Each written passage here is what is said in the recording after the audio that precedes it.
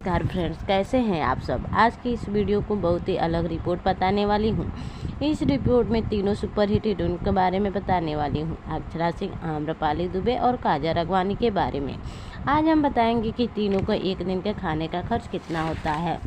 ये जानकर हैरान हो जाएंगे और चौंक भी जाएंगे। इन तीनों हीरोइनों का एक दिन का खाने का खर्च कितना है, तो सबसे पहले बात करते हैं अक्षरा सिंह के बारे में। अक्षरा सिंह के बारे में अगर बात की जाए तो इनके एक दिन के खाने का खर्च लगभग 7,000 से लेकर 10,000 तक के आसपास है, जो एक भारी रकम है। और एक खाने की शौकीन है, एक खाने पीने में पीछे नहीं हटती है।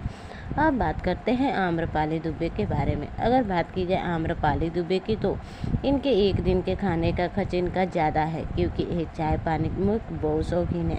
इनकी एक दिन के खाने का खर्च 15,000 के आसपास है। आप सब जब बड़े बड़े रेस्टोरेंट में जाएंगे तो वहाँ हर चीज़ महंगा ही मिलता है।